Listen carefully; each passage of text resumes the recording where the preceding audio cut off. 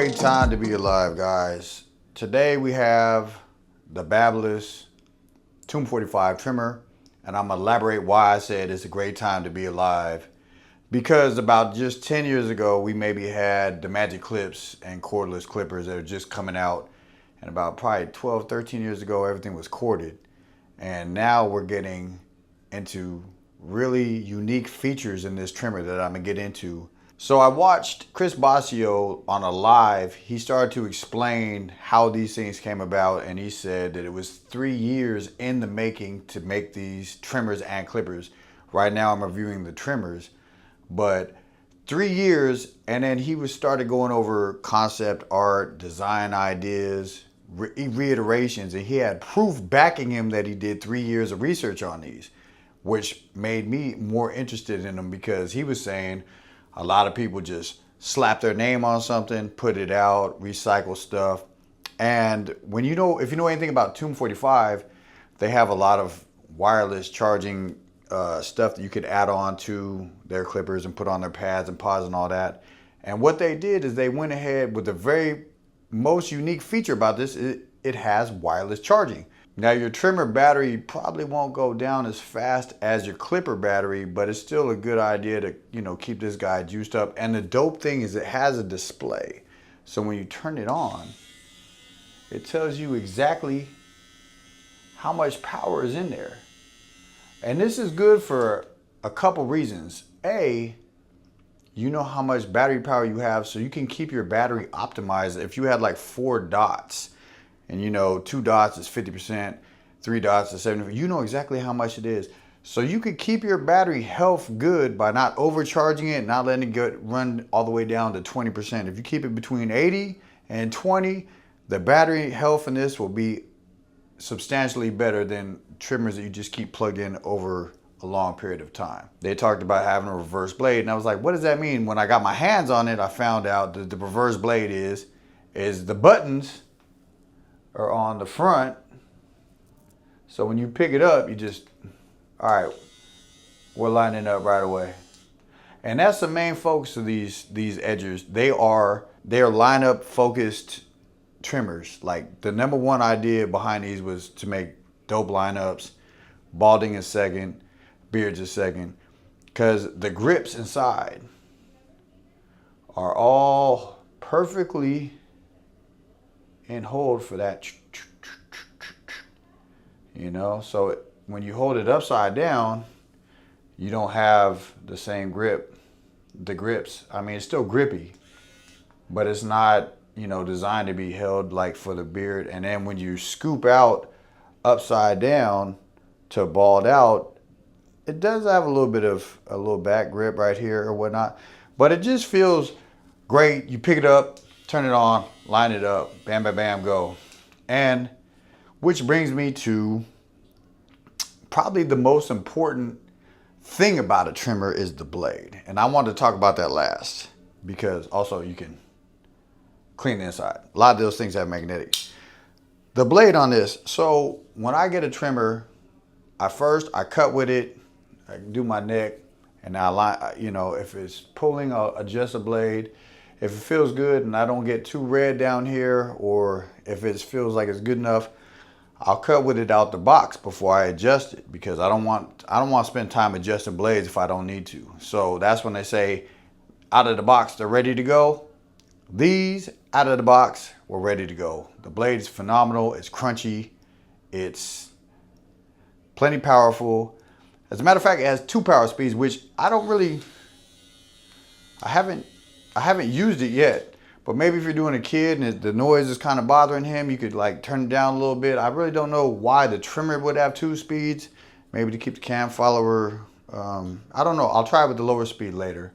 But I did go through Valentine's Day, a whole week of cutting hair. So I did probably 50 haircuts on this already. That's why I feel confident with the initial review of how I like them.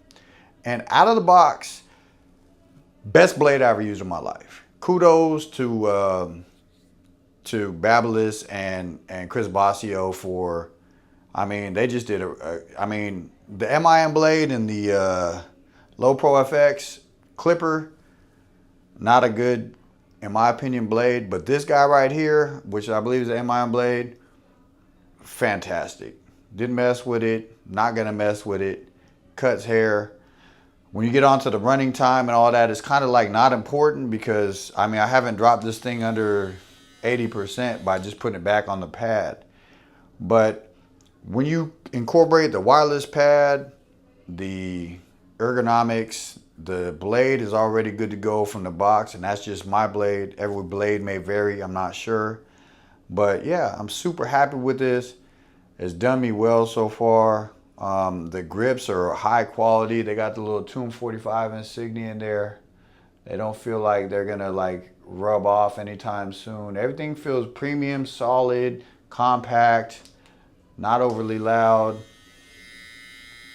Yeah, it's a good trimmer.